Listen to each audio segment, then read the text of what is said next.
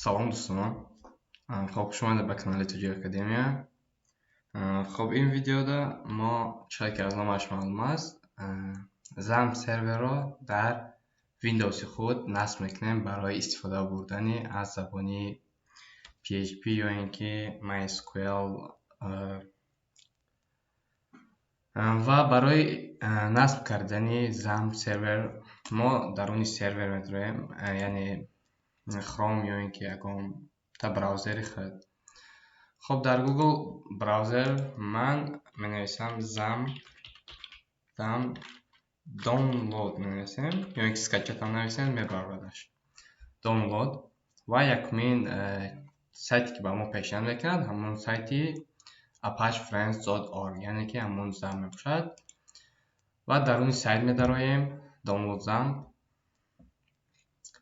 و در اینجا زم برای ویندوز، برای لینوکس، برای مکس و دیگرها، یعنی برای ست است بخیال بله. و من برای ویندوز استفاده میکنم و در اینجا PHP ورسیه 3.4.8 را دانلود میکنم، یعنی اسکچت میکنم نصب. خب دانلود رو میچخیم و انتظار میشویم زم ما چی نصب اسکچت شود. خب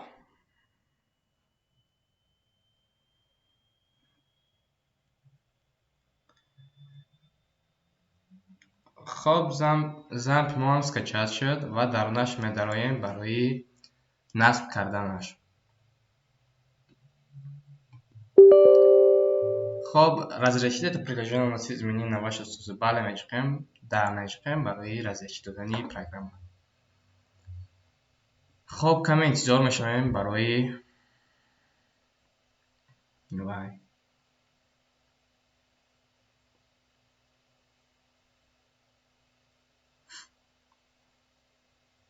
bitnami important become آک می‌چخیم و انتظار می‌شویم برای. خب خوش آمده تو زم ستاپ ویزارد برای چی داریم.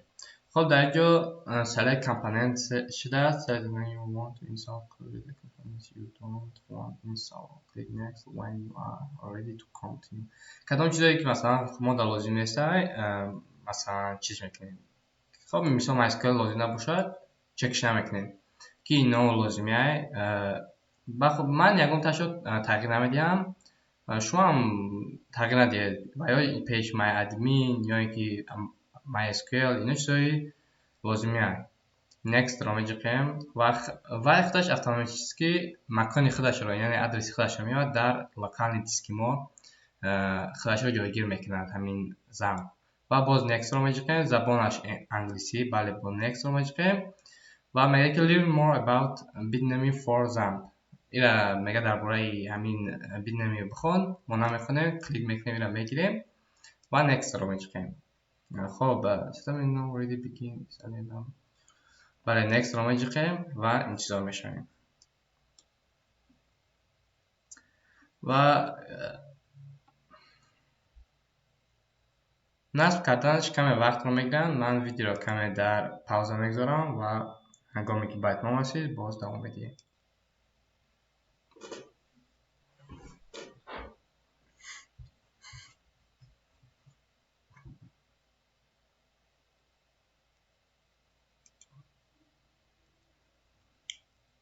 خب زم ما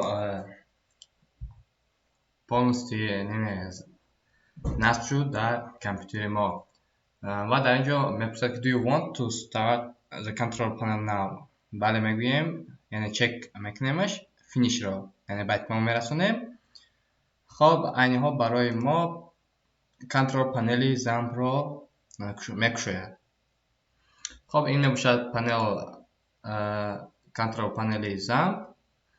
خب هنگامی که میخواید از PHP یا MySQL استفاده کردن باید شما start را گریان کنید، یعنی و یا اینکه MySQL را گریان کنید تا اینکه فعال شود همین زم برای استفاده کردنی در. و هنگامی که ما آغاز کردیم کارا، یعنی استارت کردیم. برای محکم کردنش استاپ رو میچینیم چی و مکشد یعنی زم رو، یا اینکه استارت میکنیم همون آغاز کردن، یا اینکه سر کردنی کار با زم رو.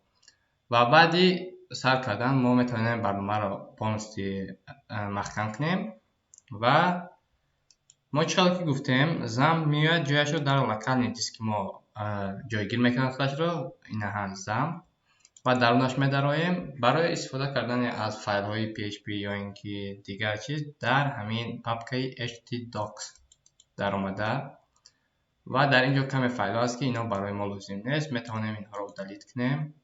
پانوسی رو دلیت میکنیم. هنگامی دلیت کردیم خب من یک فایل میسازم، یا اینکه برای یک فایل میسازم و اسمش رو میذارم index.php.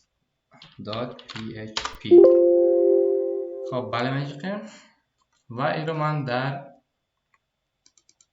همون بلاک نوت میکشایم و می نویسم که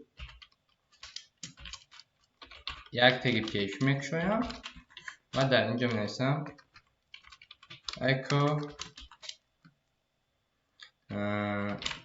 hello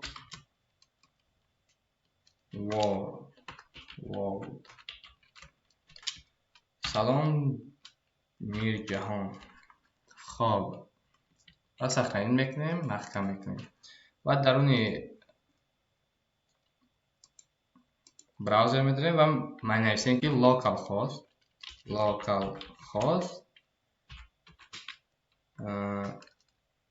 index php خطا نویسم index php. خب چگونه میبینیم که hello world را از فایل ما برآورد، یا اینکه دیگر یگان پاپکه که ساختیم چی مثال پاپکه my site درونش در اومده. خب یا تا تکست فایل میسازیم به نام چی main.php و انتخاب میکنیم و در اینجا می نویسیم که php echo I am a main file.